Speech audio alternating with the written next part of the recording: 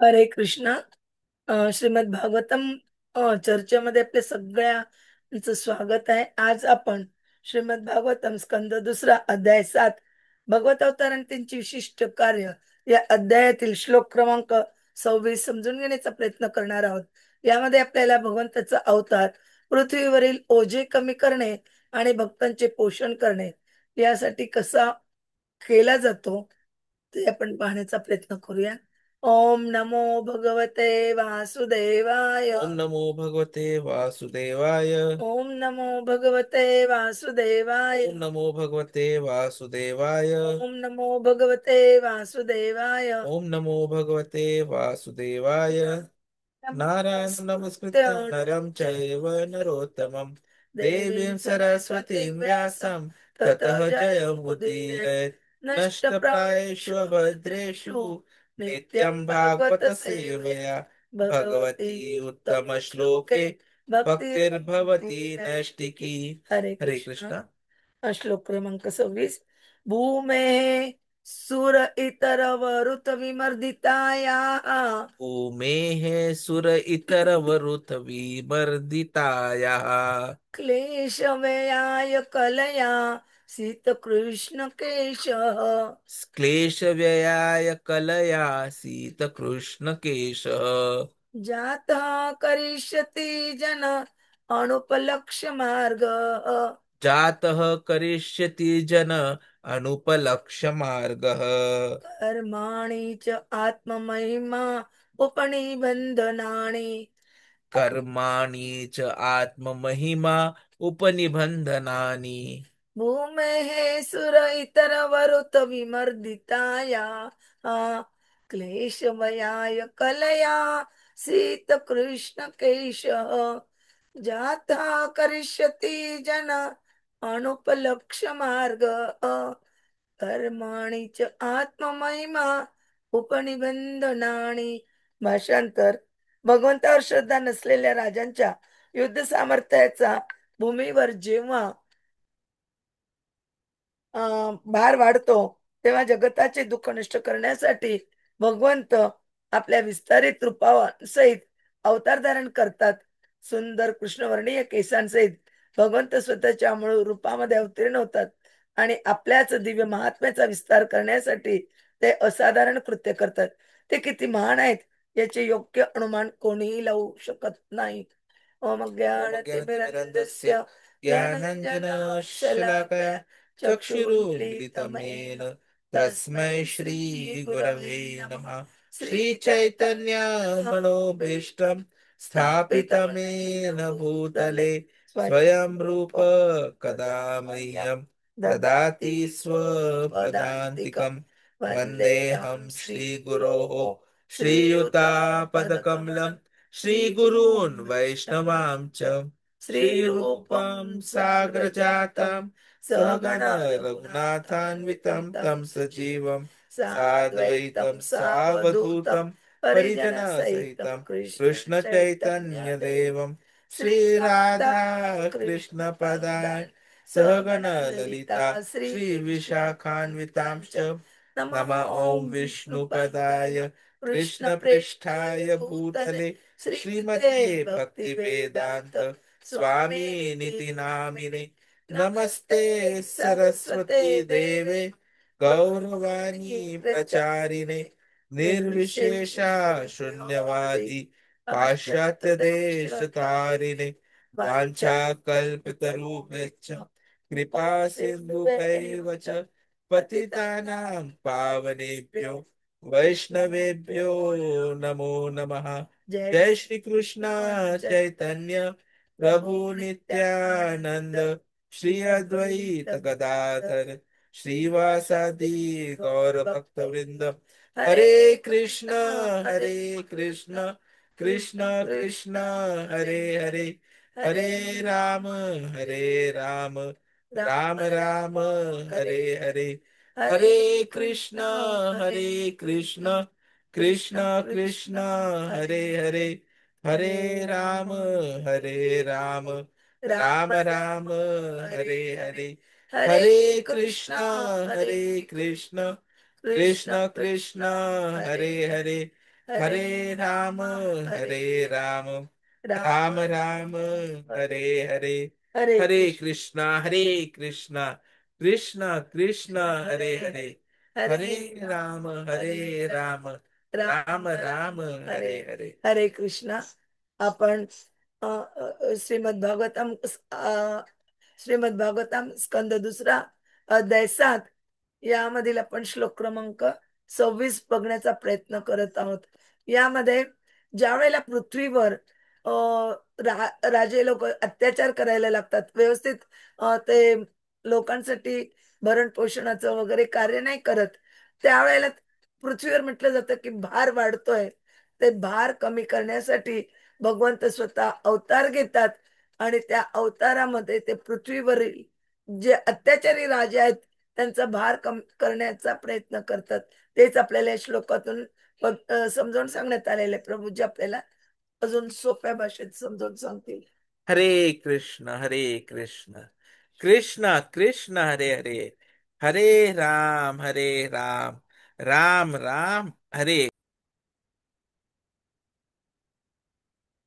हरे कृष्ण. तो खूप महत्वपूर्ण जो भाग आहे आपल्या या भागवतमचा, ज्याच्या सेवेसाठी आपण उत्सुक आहोत आणि ज्याच्यापासून दुरावल्यामुळे आपण ह्या जन्म मृत्यू जरा व्याधीच्या चक्रामध्ये अडकलोय, अशा परम श्री कृष्णाच्या अवताराची माहिती आजच्या ह्या श्लोकातून आपल्याला प्राप्त होते. आणि म्हणून हा जो श्लोक आहे तो आपल्यासाठी महत्वपूर्ण मानला जातो. तिथे आपण पाहतोय की हा श्लोक भगवंतांच्या लीला, त्यांच्या अवतारांबद्दल सांगतोय, विशेषतः कृष्ण आणि बलदेव यांच्या रूपात. भगवंत सर्वशक्तिमान आहे, त्यांचं स्वरूप सर्वशक्तिमान, त्यांचे विस्तार अनेक, अनंत शक्ती संपन्न, अनेक रूपे आणि शक्तींमध्ये ते स्वतःचा विस्तार करतात. तात्पर्यामध्ये प्रभुपादजी आपल्याला समजवतात की त्यांचे विस्तार दोन प्रकारचे असतात. एक म्हणजे वैयक्तिक विस्तार, विष्णू तत्व, स्वतः भगवंतांचे पूर्ण अंश जसं बलरामजी. आणि दुसरा आहे भिन्न विस्तार, अर्थात जीवतत्व, जीवात्मा, जे भगवंतांचे वंश आहेत पण मर्यादित शक्ती असलेले आहेत. आपण अणु आहोत तर भगवंत विभू आहेत. बलरामजी हे भगवान कृष्णाचे प्रथम वैयक्तिक विस्तार आहे. आणि भगवंत सर्वशक्तिमान असल्यामुळे अगणित रूपे आणि ऊर्जांमध्ये विस्तार करू शकतात आणि संपूर्ण एककाला एकमेव परमब्रह्म म्हणून ओळखलं जातं. ह्या श्लोकामध्ये आपण भगवंतांचं एक खूप महत्वपूर्ण जे लक्षण आहे ते आपल्याला पाहायला मिळत आहे. शीत कृष्ण केश, हे एक विशेष लक्षण आहे. शीत कृष्ण केश अर्थात ज्यांच्या डोक्यावर सुंदर काळे केश नेहमी असतात. शीत म्हणजे सुंदर, कृष्ण म्हणजे काळे आणि केश. तर वैशिष्ट्य काय? तर भगवान कृष्ण आणि बलदेव यांच्या डोक्यावर असे केश असतात आणि प्रगत वयातही ते 16 वर्षांच्या मुलांसारखे दिसतात. हे आध्यात्मिक शरीराचं गुण आहे, नित्य यौवन. ब्रह्मसंहितेत सांगितलं आहे ते सर्व जीवांमध्ये सर्वात प्राचीन असूनही नेहमी नवयुवकासारखे दिसतात. तर वैकुंठ लोकातील आध्यात्मिक शरीर हे या जगातील भौतिक शरीरांपासून पूर्णपणे वेगळं आहे. आणि हेच इथे आपल्याला सांगायचा प्रयत्न केला गेला आहे, जेणेकरून आपल्या मनामध्ये ती प्रबळ इच्छा व्हावी की खूप झालं हे जन्म मृत्यूचं चक्र, आता यातून आम्हाला बाहेर पडायचंय, कृष्णाच्या सेवेमध्ये राहायचंय, वैकुंठ लोकात प्रवेश करायचंय. परंतु भगवंत अदृश्य राहतात, फक्त भक्तांसाठी प्रकट होतात. भगवान अनुपलक्ष मार्ग किंवा अवांग मनसा गोचर म्हणून ओळखले जातात. म्हणजे सामान्य लोकांच्या मर्यादित इंद्रियांच्या संवेदनांद्वारे कधीच पाहिले किंवा ओळखले जाऊ शकत नाही. ते कोणालाही आणि सर्वांना उघड करण्याचा अधिकार राखून ठेवतात. फक्त जे खरे भक्त असतात त्यांना त्यांच्या विशिष्ट विशिष्ट लक्षणांद्वारे भगवंतांना ओळखू शकतात. जसं भगवद्गीतेमध्ये स्वतः कृष्ण सांगतात 7व्या अध्यायातील 25व्या श्लोकामध्ये, की नाहम प्रकाश सर्वस्य. कृष्ण स्वतःहून बोलताय. योग माया समावृत, मूढो अयम न अभिजानाति लोक मामजम अव्यय. म्हणजे काय? तर भगवान योग मायाने आच्छादित राहतात आणि फक्त त्यांच्या खऱ्या भक्तांना त्यांचं स्वरूप प्रकट करतात. आता भक्तान जेव्हा अवतार घेतात तर अवतारणाचे उद्देश देखील असतात बघा. हरे हरे कृष्ण कृष्ण कृष्ण हरे हरे, हरे राम राम राम हरे हरे. भगवंतांना पाप्यांचा नाश करण्यासाठी वैयक्तिकरित्या येण्याची आवश्यकताच नाही, परंतु ते त्यांच्या भक्तांना आनंद देण्यासाठी त्यांच्या दिव्य कार्याचे प्रदर्शन करण्यासाठी अवतरित होतात. स्वतः सर्वशक्तिमान असल्याने अशा तुच्छ उद्देशासाठी, असुरांचा नाश करण्यासाठी वैयक्तिकरित्या येण्याची आवश्यकता गरज नाही. बस त्यांनी विचार करावा आणि त्यांना जे काही हवं आहे ते शक्य होऊ शकते. परंतु ते आपल्या शुद्ध भक्तांना प्रोत्साहित करण्यासाठी येतात, जे भगवंतांच्या गौरवांचं कीर्तन करून जीवनाचा आनंद घेण्यासाठी उत्सुक असतात. भगवंत स्वतः भगवद्गीतेच्या 4 अध्यायातील 9व्या श्लोकामध्ये म्हणतात, जन्म कर्म च मे दिव्यम एवं यो वेत्ति तत्वतः त्यक्त्वा देहम पुनर्जन्म नयेति मामेति स अर्जुन. जो माझा आविर्भाव आणि कर्मांच्या दिव्यतेची ओळख करून घेतो, तो शरीर सोडल्यानंतर पुन्हा जन्म घेत नाही, तर माझ्या नित्यधामाला प्राप्त होतो. म्हणजे खरं यश म्हणजे काय? तर कर्मांचं मिश्रित फळ मिळवून पुन्हा जन्म मृत्यूच्या चक्रात न अडकणे.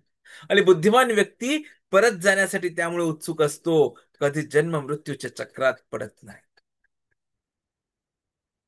आपण मात्र भौतिक ऊच नीच यांच्या मोहामध्ये अडकलेलो असतो, आणि म्हणून प्रभुपादजी म्हणतात त्याला त्यागून द्या. उच्च जीवनाच्या अवस्थांना आपण आशीर्वाद मानतो आणि निम्न अवस्थांना शाप म्हणून स्वीकारतो. परंतु अशी भेदभाव फक्त भौतिक प्रकृतीच्या गुणांच्या परस्परातील बदलांशी संबंधित असतात, अर्थात काय त्रिगुणांच्या पराभवाबद्दल.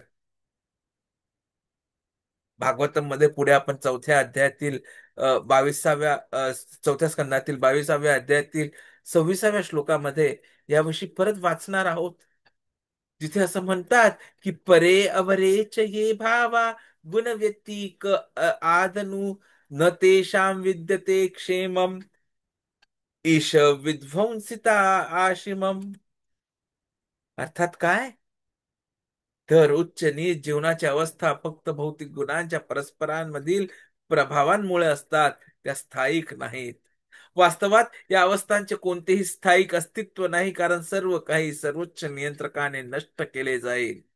आपल्याला उच्च किंवा निम्न भौतिक स्थितीने आकर्षित होऊ नये, तर सर्वांना समान पातळीवर मानावे, तरच आपण भक्तीत गुंतून घेऊ शकतो.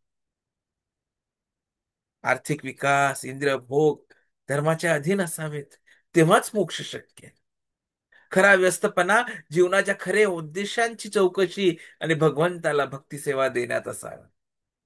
धर्म, आर्थिक विकास, इंद्रिय सुख यांचे समायोजन झाल्यास जन्म मृत्यू वृद्धत्व रोगांपासून मुक्ती मिळू शकते. दुर्दैवाने सध्याची मानवी सभ्यता आर्थिक विकास आणि इंद्रिय सुख यामध्ये अतिशय आसक्ती घेत आहे, आणि म्हणूनच विनाशाच्या मार्गाकडे वळली आहे. तर भक्तांप्रती भगवंतांची विशेष कृपा असते बघा. भगवान आपल्या भक्तांना भौतिक ऐश्वर्य देत नाहीत, जेणेकरून ते पुन्हा संसारात अडकू नये. जे फक्त आर्थिक विकास आणि भोगात गुंतलेले असतात, त्यांना भगवान कधी कधी आपल्या कृपेने सर्व काही चिनून पूर्ण समर्पणाकडे नेतो. आणि म्हणून काही लोक जे असतात ना, ते भगवान विष्णूची पूजा करण्यापासून घाबरतात, कारण वैष्णव अर्थात भगवान विष्णूचे भक्त जे आहेत ते भौतिक ऐश्वर्यात कधी कधी गरीब दिसतात. परंतु स्थायी सत्य हेच आहे की आपण शरीर नाही, आपण आत्मा. भगवद्गीतेमध्ये जेव्हा अर्जुनाला कृष्ण सर्व समजवायला सुरुवात करतात, तर सर्वप्रथम ते याच्याविषयीच बोलतात. 16व्या श्लोकात 2 अध्यायात कृष्ण म्हणतात, न असतः विद्यते भावः न अभवः विद्यते सतः उभयोः अपि दृष्टः अंतः तू अनयो तत्वदर्शी भी, की शरीर नाशवान आहे, आत्मा शाश्वत आहे. धन, शिक्षण, कुटुंब सर्व शरीरासोबत सोडून जाते. फक्त आत्मा आणि भगवंत सोबतचा संबंध शाश्वत आहे. काही दिवसांपूर्वी एका अंत्यसंस्कारात गेलो होतो, तर मुलगा ढसा ढसा रडत होता. रडता रडता मुलाने वडिलांना बोलला की तुम्ही मला सांगितलं होतं की कोणी शिक्षण आणि कुटुंब काढून घेऊ शकत नाही, म्हणून शिक्षण घेत राहा, कुटुंबासोबत राहा. परंतु बाबा, हे खरं नाही हो. आज मला ते कळ. खरं काय आहे? तर फक्त आत्मा आहे, आत्मा शाश्वत आहे. शिक्षण आणि कुटुंब शरीर सोडल्यानंतर सोडून जात. हरे कृष्ण हरे कृष्ण, कृष्ण कृष्ण हरे हरे, हरे राम राम राम. आणि म्हणून भक्ताचा जीवन मार्ग जो आहे ना, तो खूप सहनशील, साधा आणि सोपा असतो. भगवद्गीतेमध्ये 4 अध्यायातील 21व्या श्लोकात भगवंत म्हणतात, निराशीर यत्र चित्त आत्मा, त्यक्त सर्व परिग्रह, शारीरम केवलम कर्म, कुर्वन् आपनोती किल्बिषम. की भक्त फक्त जीवन यापनासाठी न्यूनतम साधने ठेवतो, बाकी सर्व भगवंतांच्या सेवेत गुंतवतो. कृष्ण चेतनेमध्ये व्यक्ती आपल्या क्रियांमध्ये चांगले किंवा वाईट फळांची अपेक्षा करत नाही. त्याचं मन, त्याची बुद्धी पूर्ण नियंत्रित असते. तो जाणतो की तो परमेश्वराचा भाग आहे, म्हणून त्याचा भाग म्हणून खेळला जाणारा भाग स्वतःचा क्रियाकलाप नाही, तर फक्त परमेश्वराद्वारे केला जातो. हात असा चालतोय तेव्हा तो स्वतःच्या इच्छेने चालत नाहीये, तर संपूर्ण शरीराच्या प्रयत्नाने चालतोय. तर कृष्ण चेतनेमध्ये व्यक्ती नेहमी परम इच्छेशी जोडलेली असते, कारण त्याला वैयक्तिक इंद्रिय सुखांची इच्छाच नसते. अन्य अभिलाषिता शून्य. स्वतःला ईश्वराच्या यंत्रणेचा एक म्हणून म्हणून कार्य करत राहायला हवं, वैयक्तिक स्वार्थांपासून मग. आणि मग तो यंत्राच्या भागासारखा चालतो. आता यंत्राच्या भागाला तेल लावणं, स्वच्छ करणं आवश्यक असतं. तसंच भक्ताला सुद्धा आपल्या कार्याने स्वतःला भगवंतांच्या प्रेमपूर्ण सेवेसाठी योग्य ठेवावं लागतं. म्हणूनच सर्व प्रतिक्रियांपासून तो मुक्त ठरतो. प्राण्यांप्रमाणे त्याला स्वतःच्या शरीरावर मालकीचा अधिकार नसतो. जसं एखादा क्रूर मारक प्राण्याला मारतो तेव्हा प्राणी विरोध करत नाही, तेव्हा भक्त सुद्धा भगवंतांनी काहीही केले तरी समाधानीच राहतो. कृष्ण चेतनेचा व्यक्ती स्वप्रत्यक्षीकरणामध्ये पूर्ण गुंतलेली असते. भौतिक वस्तूंच्या मालकीसाठी फारसा वेळच देत नाही. शरीर आत्म्यासाठी अनुचित मार्गाने पैसा जमा करत नाही, म्हणून भौतिक पापांपासून दूषित होत. 10 लाख कमवू शकतो, पण न्यूनतमवादी जीवन जगतो. फक्त आवश्यकतांसाठी खर्च करतो, बाकी सर्व भगवंतांच्या सेवेत वापरतो. आणि म्हणून आज हा जो श्लोक आपण पाहतोय कृष्णाविषयी, तो खूप महत्वपूर्ण आहे.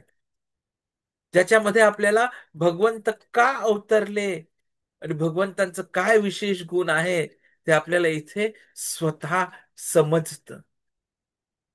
तसं इथे लिहिलंय की भगवंत केव्हा आले, जेव्हा भूमे सुर इतर वरुथ विमर्दिताया. विमर्दिता म्हणजे काय?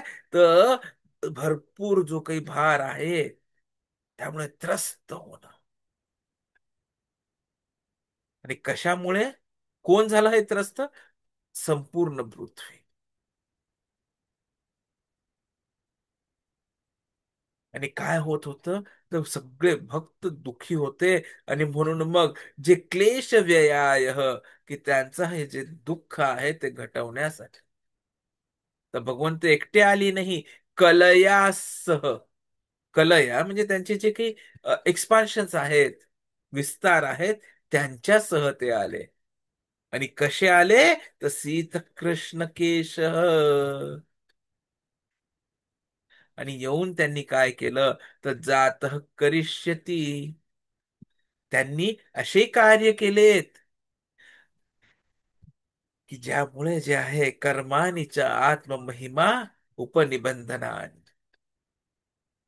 की त्यांचे जे दिव्य कर्म आहेत त्यामुळे भक्तांना जो आहे तो आनंद प्राप्त झाला. प्रभुपादजी तात्पर्यामध्ये जीवनाच्या दोन शक्यता सांगतायत, की गृहस्थ होऊन न्यूनतम भोग आणि अधिकतम सेवा, किंवा ब्रह्मचारी आणि त्यागी होऊन संपूर्ण जीवन भगवंतांच्या सेवेत राहा. याच्या व्यतिरिक्त जर काही आपण स्वीकारलं तर आपण मायादास बनून राहतो आणि परत जन्म मृत्यूच्या चक्रात अडकतो आणि आपण स्वतः पृथ्वीचा भार वाढवण्यामध्ये सम्मिलित होतो. जर आपल्याला वाटत असेल की आपण कृष्णाचा भार वाढवू नये, कृष्ण सोबत सदैव राहावं, तर आपल्याला ह्या दोन मार्गांपैकीच एक मार्ग स्वीकारावा लागेल. तर आजच्या श्लोकाचा निष्कर्ष एवढाच की भगवान कृष्णांचा हा अवतार नसून ते स्वतः अवतारी म्हणून आलेत. हा फक्त पापांचा नाश करण्यासाठी नाही, तर भक्तांच्या आनंदासाठी, त्यांच्या भक्तीला प्रोत्साहित करण्यासाठी ते आलेत. जो त्यांच्या दिव्य लीला समजतो तो जन्म मरणापासून मुक्त होऊन त्यांच्या नित्यधामाला प्राप्त होतो. आणि म्हणून आपल्याला भौतिक सुख दुःखाच्या अस्थिरतेची ओळख करून घेऊन फक्त भक्तीत स्वतःला गुंतवून घ्यायला हवं. या श्लोकात कृष्ण आणि त्यांचे जे तात्काळ विस्तार आहेत बलदेव यांच्या आविर्भावाचे जो वर्णन येतोय त्यावरनं स्पष्ट होतं की दोघेही एकच परम व्यक्तिमत्व भगवान आहेत. विष्णू पुराण महाभारत यातही दोघांनाही सुंदर काळे केश असल्याचं सांगितलंय, प्रकटवयातही. तर अशा ह्या श्रीकृष्णांच्या लीला आजपासून सुरू होत आहेत. पुढच्या श्लोकांमध्ये त्याच्याविषयी अजून आपल्याला जास्त पाहायला मिळणार आहे. परत भेटूया उद्या ह्याच चॅनलवर. हरे कृष्ण.